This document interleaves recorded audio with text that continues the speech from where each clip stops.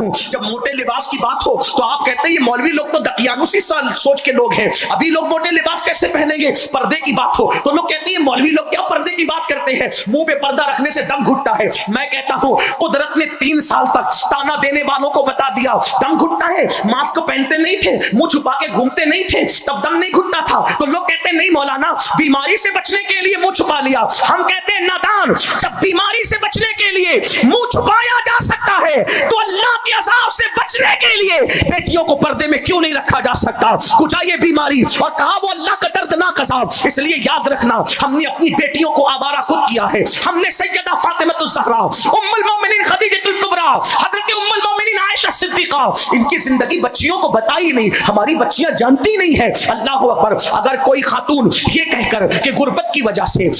وجہ سے میں نے کسی کا ہاتھ پکڑ لیا، تو میں آپ کو بتانا یہ چاہتا ہوں اے میرے آقا صلی اللہ علیہ وآلہ وسلم کے دیوانوں، اللہ اکبر، اگر میرے نبی کی شہزادی طیبہ، طاہرہ، عابدہ، زاہدہ، راقیہ، ساجدہ، نقیہ، تقیہ، زکیہ، ام ابیہا، ام الحسنین، مخدومہ کائنات، ملکہ فردوس بری، سیدہ فاطمہ الزہرا اگر چاہتی تو روزانہ نیا لباس پہن سکتی تھی، روزانہ جنت کا کھانا آ سکتا تھا۔ خدا نے ان کے بابا کو اتنا اختیار دیا تھا، وہ لوگ چاہتے تو روز جنت کا کھانا کھاتے، لیکن آپ جانتے ہیں ایک مہینے تک سیدہ فاطمہ کے گھر میں ایسے بھی حالات گزرے کہ مہینہ بھر تک سیدہ فاطمہ کے گھر کا چولہا نہیں جلتا تھا، اور اللہ جب چولہا جلتا بھی تھا تو آٹا خود ہی پیستی تھی، پانی خود ہی بھرتی تھی۔ مولا کائنات سیدنا علی کے مرتضیٰ کرم اللہ تعالی وجہہ الکریم فرماتے ہیں چکی چلانے کی وجہ سے فاطمہ الزہرا کے ہاتھوں میں گٹے پڑ گئے تھے، اور پانی کا مشکیزہ اٹھانے کی وجہ سے سیدہ فاطمہ الزہرا کی پشت پر مشکیزے کا نشان پڑ گیا تھا۔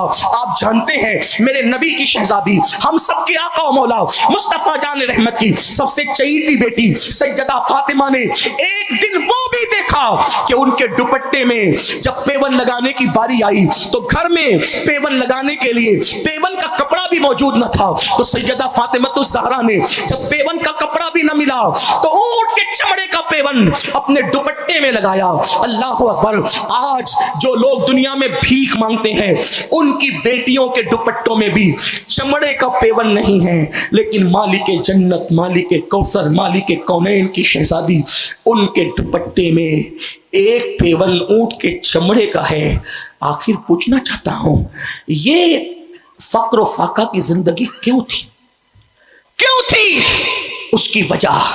سیدہ فاطمہ اور نبی کے گھر والوں نے اس شان کی زندگی کو گزار کر ہماری غربت پر اپنی سنت کا پردہ ڈال دیا ہے کہ اگر کسی کے گھر میں مہینے بھر چولہا نہیں جلے گا تو کوئی یہ نہیں کہے گا کہ اس کے گھر میں چولہا نہیں جلتا یہ نکما ہے، بلکہ جس کے گھر میں چولہا نہیں جلے گا وہ فخر سے کہہ سکے کہ آج میں نے اپنے نبی کی سنت پر اور آل نبی کی سنت پر عمل کیا ہے۔ اگر کسی کی بیٹی کے دوپٹے میں پیون ہوگا تو لوگ اس کی غربت کا مذاق نہ اڑا سکیں گے، بلکہ اس غربت پر اللہ اکبر نبی اور آل نبی نے اپنی سنت کا پردہ ڈال دیا ہے۔ اگر پیون میں کسی کی بیٹی جائے گی تو لوگ یہ نہ کہیں گے کہ اس کی بیٹی کے پاس کپڑے نہیں ہیں، بلکہ لوگ یہ کہیں گے دیکھو اس صدی میں بھی کوئی سیدہ کی سنت پر عمل کرنے والا موجود ہے۔ اللہ اکبر، جانتے ہیں کیا ہوا؟ جب سیدہ فاطمہ الزہرا کے دوپٹے پر چمڑے کا پیون لگا تو میرے آقا آئے اور آ کر اپنی بیٹی کے دوپٹے پر جب چمڑے کا پیون دیکھا تو اللہ کے رسول سید الصابرین، سید الشاکرین مصطفیٰ جان رحمت نے بیٹی کے سر پہ جب چمڑے کا پیون والا دوپٹہ دیکھا تو آنکھوں میں آنسو آ گئے، آقا رو پڑے۔ اللہ میرے آقا روئے تو مولا کائنات بھی رو پڑے، سیدہ فاطمہ بھی رو پڑی۔ اس وقت میرے آقا نے اپنی بیٹی کو یہ کہہ کے تسلی دی اے فاطمہ رو نہ، رونے کی ضرورت نہیں میری بیٹی، کیا تم اس بات پہ خوش نہیں ہو کہ دنیا والوں کے لیے دنیا کی نعمتیں ہیں اور محمد اور آل محمد کے لیے آخرت کی نعمتیں ہیں؟ میں پوچھنا چاہتا ہوں اگر بیٹیوں کو یہ واقعات یاد کرائے جاتے کہ نبی کی شہزادی کے گھر میں ایک مہینے تک چولہا نہیں جلا اور رسول اللہ کے گھر میں ایک مہینے تک چولہا نہیں جلا تو قناعت پسندی کا جذبہ ہماری بچیوں کے دل میں بھی پیدا ہوتا۔ بلکہ ایک واقعہ مجھے یاد آیا، اکثر سیرت نگاروں نے اس کو لکھا ہے، توجہ سے سنیں، حضور کے گھر کا کیا حال تھا۔ آج تو موبائل کی لالچ پہ کوئی بھی بیٹی کو لے جائے ساتھ میں، زیور کی لالچ پہ کوئی بھی لے جائے بیٹی کو ساتھ میں، اتنی آوارگی، نفس کی پیاس اور خواہشات اتنی بڑھا لی گئی ہے کہ جس کی کوئی حد نہیں۔ روٹی دو جو چاہے لے لو، کپڑا دو جو چاہے لے لو، مکان کی لالچ دو جو چاہے لے لو، لیکن آؤ کیسا گزارا کیا، کیسی زندگی گزاری آل نبی، اصحاب نبی اور خود مصطفیٰ جان رحمت۔ ایک مرتبہ دوپہر کا وقت، چلچلاتی دوپہر کی دھوپ، اس چلچلاتی دھوپ میں اللہ کے رسول علیہ السلام اپنے گھر سے نکلے باہر چلچلاتی ہوئی دھوپ میں، تو دیکھا دونوں یار، دونوں وزیر صدیق اکبر اور فاروق اعظم کھڑے ایک دوسرے سے باتیں کر رہے ہیں۔ آقا نے دونوں کو سلام کیا اور سلام کرنے کے بعد دونوں یاروں سے پوچھا اتنی دوپہر کی چلچلاتی دھوپ میں تم دونوں کیا کر رہے ہو؟ صدیق اکبر فاروق اعظم نے اس کی آقا ہمارے گھر میں کہیں دن کا فاقہ ہے، اب بھوک برداشت کے باہر ہے، یا رسول اللہ بھوک برداشت کے باہر ہے، اب بھوک برداشت نہیں ہوتی، اس لیے ہم نے سوچا کہ کسی کے گھر جائیں اور جا کر کے وہاں کھانا کھا لیں تاکہ اب برداشت نہ ہونے والی بھوک کا خاتمہ کر دیں۔ لیکن پھر دونوں نے کہا آقا ہمارے ماں باپ آپ پہ قربان، یا رسول اللہ اتنی چلچلاتی دھوپ میں تو آپ بھی گھر سے باہر نہیں نکلتے، دھوپ کے وقت آپ دھوپ کے وقت تو کیوں باہر نکلے؟ اللہ کے رسول علیہ السلام نے فرمایا میرے گھر میں 1 مہینے سے چولہا نہیں جلا ہے اور مجھے بھی بھوک کی شدت نے گھر سے باہر کیا، میں بھی چاہتا ہوں کہ کسی کے گھر جاؤں، حالانکہ حضور خود کہتے ہیں میں اپنی راتیں اللہ کے ساتھ گزارتا ہوں، وہ کھلاتا بھی پلاتا بھی ہے، لیکن آج حضور بتانا چاہتے ہیں اپنے صبر کو، کیونکہ حضور علیہ السلام کا وہ معجزہ ہے اور یہ تعلیم امت کے لیے ہے۔ کسی کے گھر میں بھی جانے کے لیے نکلا تھا کہ کسی کے گھر جا کے کچھ کھاؤں گا، دونوں یاروں کو ساتھ لیا، ایک صحابی کے گھر گئے، جب وہاں پہنچے ان کو پتہ چلا کہ آقا آئے ہیں، تو میرے آقا علیہ السلام کو انہوں نے طرح طرح کی کھجوریں سجا دی، اس کی آقا ایک بکری کا بچہ گھر میں ہے، میں اس کو ذبح کر کے کھانا بنواتا ہوں۔ میرے آقا علیہ السلام اتنا نوش فرما لیں، آپ کھجوریں نوش جان فرمائیں، میں بکری کا بچہ ذبح کرتا ہوں۔ بکری ذبح کی اور بکری ذبح کر کے کھانا تیار کیا،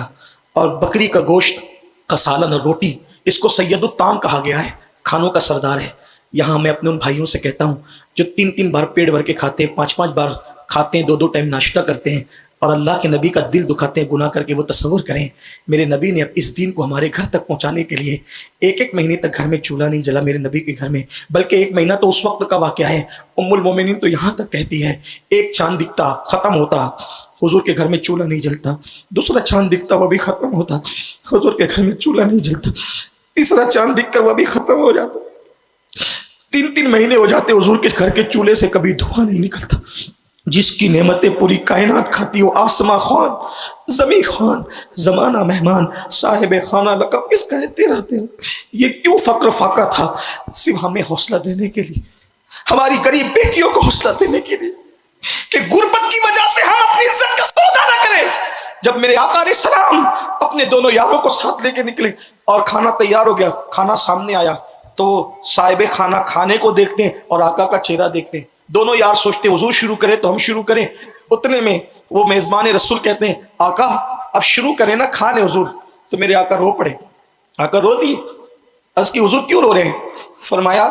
میرے لیے تو نے کھانا تیار کر دیا، لیکن جتنے دن سے میں بھوکا ہوں اتنے دن سے میری بیٹی فاطمہ بھی بھوکی ہے، اتنے دن سے میری بیٹی فاطمہ بھی بھوکی، 1 مہینہ ہو رہا ہے، 1 مہینہ، کبھی بکری کا دودھ ہے، کبھی کھجور اور پانی ہے، اسی پہ گزارا ہے۔ آخر مالک جنت دنیا میں سب سے زیادہ مالدار اگر کوئی انسان پیدا ہوا ہے تو صرف مصطفیٰ جان رحمت ہے، نہ ان سے پہلے کوئی اتنا مالدار ہے نہ ان کے بعد کوئی اتنا مالدار ہے۔ وجہ یہ ہے کہ کوئی ایک ریاست کا، کوئی ایک ملک کا، کوئی خطے، کوئی قبیلے کا مالک ہے، لیکن میرے نبی کو تو اللہ نے پوری کائنات کا مالک بنایا ہے، خالق کل نے آپ کو مالک کل بنا دیا، دونوں جہاں آپ کے قبضہ و اختیار میں، اور میں تو مالک ہی کہوں گا کہ وہ مالک کے حبیب یعنی محبوب و محب میں نہیں میرا تیرا، وہی لا مکان کے مکی ہوئے، سر عرش تخت نشی ہوئے، یہ نبی ہیں جن کے ہیں یہ مکان، وہ خدا ہے جس کا مکان نہیں، اور نہیں ان کی ملک میں آسمان کہ زمین نہیں کہ زمان نہیں۔ اللہ اکبر۔ میرے آقا فرماتے ہیں کہ مجھے تیرا کھانا دیکھ کر میری شہزادی فاطمہ کی بھوک یاد آ گئی ہے، جتنے دن کا میں بھوکا ہوں اتنے دن کی میری شہزادی فاطمہ بھی بھوکی ہے، اگر تم اجازت دو، توجہ کریں انداز دیکھیں،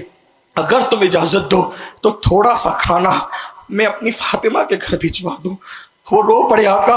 یہ سب آپ کا ہے حضور۔ تو میرے آقا نے روٹی اٹھائی، اس پہ چند بوٹیاں رکھی اور فرمایا لے جاؤ میری بیٹی کو پہنچا دینا کہ تیرے بابا یہاں کھانے، آپ وہاں پر نوش جان فرمائیں۔ آپ سے پوچھتا ہوں یہ اچھا ایک چیز میرے سمجھ میں نہیں آتی، میں آپ کو لیکن اس کو سمجھانا چاہتا ہوں کہ اگر آج آپ کی بستی کے امام کے گھر کا یہ آپ کو حال پتہ چل جائے کہ اس کے گھر میں چولہا نہیں جلا، تو دین سے 1000 غفلت کے بعد بھی آپ کیا کرو گے؟ راشن کا انبار لگا دو گے؟ ابھی لاک ڈاؤن کے اندر ہم نے دیکھا مسلمانوں نے اتنا ریلیف بانٹا کہ غریب لوگ دکانداروں کو مال بیچنے شروع کر دیے، یعنی اتنی دن سے دوری کے بعد بھی ایک دوسرے کا اتنا خیال ہے. تو نبی کے گھر میں 3 مہینے چولہا نہیں جلتا تھا, لیکن کوئی صحابی وہاں لا کے دیتے کیوں نہیں تھے؟ ایک بات سوال پیدا ہوتا ہے, اگر آپ بتائیں نا, جو اپنی جان قربان کر دیں, جو اپنی جان قربان کر دیں, مکے جیسا وطن قربان کر دیں, ماں باپ قربان کر دیں, رشتہ داریاں قربان کر دیں, پھر وہ حضور کے گھر لا کے دیتے کیوں نہیں تھے؟ پتہ ہے فاقے ہوتے تھے مگر اتنی رازداری سے ہوتے تھے کہ فاقہ نبی کے گھر میں ہو رہا ہے, صدیق اکبر کو خبر نہیں ہے, اتنی رازداری سے. آپ توجہ فرمائیں, وجہ یہ سب باتیں تو بعد میں پتہ چلی, کہیں ظاہر کی گئی, بلکہ سب سے زیادہ باتیں ام المومنین نے بتائی. ایک دن ایسا ہوا, اصل میں یہ فاقے کی بات کیسے پتہ چلی, بہت زیادہ عام کیسے ہوئی, مجمع میں کب بیان ہوئی؟ کئی موقع تھے, لیکن ایک مرتبہ کچھ صحابہ سیدہ عائشہ صدیقہ کے پاس اور ام المومنین حفصہ کے پاس آئے, دونوں امہات المومنین کے پاس, اور کہا عمر نہ اچھا کھاتے ہیں, نہ اچھا کھانے دیتے ہیں, نہ اچھا پہنتے ہیں, نہ اچھا پہننے دیتے ہیں, ایک کام کرو, دونوں ام المومنین کو وسیلہ بنا کے فاروق اعظم کو بلاؤ, کیونکہ وہ سب کی بات کاٹیں گے, ان دونوں کی بات نہیں کاٹیں گے, کیونکہ یہ امی جان ہے مومنوں کی. سب لوگ آئے, حضور کی ازواج سے کہا کہ حضور کی ازواج کو کہو کہ عمر کو بلا کے کہیں, ان کی بات مانیں گے. دونوں ام المومنین نے فاروق اعظم کو بلایا اور کہا عمر اتنی دولت آ گئی, اتنی فتوحات ہو گئی, تو تم بھی اچھا کھاؤ, ان کو بھی اچھا کھانے دو, اچھا پہنو پہننے دو. تو فاروق اعظم نے اس سے پہلے کہ وہ کوئی بات قبول کرتے, دونوں امہات المومنین سے کہا تم تو حضور کی گھر والیاں ہو, تم تو حضور کے گھر میں رہی ہو, بتاؤ سچ کہنا, بتانا اے نبی کی پیاری پیاری ازواج, کیا نبی کے گھر میں ایک دسترخوان پر کبھی 2 سالن جمع ہوئے تھے؟ اصحاب کی موجودگی میں پوچھا, حضور کے گھر میں ایک دسترخوان پہ کبھی 2 سالن جمع ہوئے تھے؟ فاروق اعظم نے کہا کیا ایسا نہیں ہوتا تھا کہ رسول اللہ نے سوکھی روٹی کو پانی میں بھگو کر کے کھایا ہے؟ ایسا نہیں تھا؟ انہوں نے اقرار کیا, ہاں ایسا ہی تھا. کیا ایسا نہیں تھا سالن کی بجائے اللہ کے نبی سرکے میں سوکھی روٹی ڈبا کے کھاتے تھے؟ کیا ایسا نہیں تھا کہ حضور علیہ السلام جب فاقہ کرتے تھے تو کبھی کبھی ایک مرتبہ میں پیٹ پہ 3 پتھر بھی باندھنے کی نوبت آ جاتی تھی؟ ایسا نہیں تھا کہ حضور جب بستر پہ لیٹتے تھے تو چارپائی پر جو وہ چادر بھی نہیں ہوتی تھی, بغیر چارپائی پہ لیٹتے تھے تو نشان پڑ جاتے تھے رسیوں کے جسم اقدس پر؟ کیا ایسا نہیں تھا کہ تکیے کے بغیر اللہ کے رسول ہاتھ کا سرانہ بناتے تھے؟ کیا ایسا نہیں تھا کہ حضور دودھ پر گزارا کر لیتے تھے؟ کیا ایسا نہیں تھا؟ جب فاروق اعظم نے گنانا شروع کیا تو سب وہ مجمع والے رونے لگے اور امہات المومنین بھی کہنے لگی ایسا ہی تھا, ایسا ہی تھا, ایسا ہی تھا. تو فاروق اعظم نے کہا جب میری جان, میرے ایمان کی جان محمد الرسول اللہ نے اس شان سے گزارا کیا ہے, تب آپ ہی لوگ مجھے مشورہ دیتے ہو کہ میں ان کے راستے سے ہٹ جاؤں, ان کے طریق سے ہٹ جاؤں, ان کی سنت سے ہٹ جاؤں. تب لوگوں کو پتا چلا کہ ہم تو عمر کو سمجھانے آئے تھے, لیکن فاروق اعظم نے لوگوں کو وہ سمجھایا کہ لوگوں کی چیخیں نکل گئی. لیکن یہ سب کچھ ہماری تعلیم کے لیے تھا, ہماری تربیت کے لیے تھا. افسوس ہم نے نبی کی میلاد تو منائی لیکن رسول اللہ کے اسوے کو اختیار نہیں کیا, تو بات دور نکل گئی. میں عرض یہ کر رہا تھا, اللہ کے رسول علیہ السلام جب گناہ کبیرہ کا تذکرہ کرنے لگے تو جھوٹ کی بات آئی, تو آقا علیہ السلام نے ٹیکا چھوڑ دیا اور ٹیکا چھوڑ کے فرمایا جھوٹ بھی گناہ کبیرہ ہے. پھر فرمایا اللہ کے رسول علیہ السلام نے جھوٹی قسم کھانا یہ بھی گناہ کبیرہ ہے, بلکہ یہاں تک فرمایا اللہ اکبر, فرمایا اللہ پاک حدیث قدسی فرماتا ہے میرے نام کی جھوٹی قسم نہ کھاؤ, جو میرے نام کی جھوٹی قسم کھائے گا میں اس کی 7 نسلوں پر لعنت کروں گا. آج کل مسلمان جھوٹی قسم کو گناہ سمجھتا ہی نہیں. 200 روپے کی چپل بیچنے کے لیے بھی لوگ جھوٹی قسم کھاتے ہیں. تیری قسم, ماں کی قسم, باپ کی قسم, بچے کی قسم, ان قسموں کا اعتبار نہیں. حدیث قدسی میں اللہ فرماتا ہے اے مومنو میرے نام کو قسموں کا نشانہ نہ بناؤ, بلکہ سچی قسم بھی نہ کھایا کرو. جو کثرت کے ساتھ سچی قسم کھاتا ہے اللہ اس کا رزق گھٹا دیتا ہے. جب تک عزت پر, جان پر, مال پر بن نہ آئے, جو چند چیزیں علماء نے بیان کیا ہے, عزت, جان, مال پر جب تک بن نہ آئے اس وقت تک مجبوری کے بغیر قسم نہ کھاؤ. آج تو چھوٹی چھوٹی قسم, قرآن کی قسم, کعبے کی قسم, منبر کی قسم, لوگ کیسی کیسی قسمیں کھا رہے ہیں. یاد رکھیے قسم کھانے سے رزق تنگ کر دیا جاتا ہے, قسم کھانے سے رزق سے برکت اٹھا لی جاتی ہے, بلکہ اللہ اکبر لرزنے کا مقام ہے. کون اپنی اولاد کا بھلا نہیں چاہتا, کون اپنی نسلوں کا بھلا نہیں چاہتا, لیکن فرمایا جا رہا ہے کہ جو میرے نام کی جھوٹی قسم کھائے گا میں اس کی 7 نسلوں پر لعنت کروں گا, اس کی 7 پشتوں پہ لعنت کروں گا. اور سن لو, جس پر اللہ لعنت کرے پھر وہ کبھی رحمت کا مستحق نہیں ہو سکتا, وہ اللہ کی رحمتوں سے دور کر دیا جاتا ہے. اس لیے قسم کھانے سے پرہیز کیا کرو. اور پھر میرے آقا مصطفیٰ جان رحمت صلی اللہ علیہ وآلہ وسلم نے ارشاد فرمایا نامحرم کو دیکھنا یہ بھی گناہ کبیرہ ہے.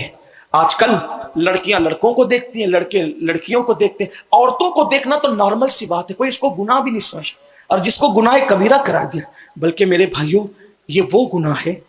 یہ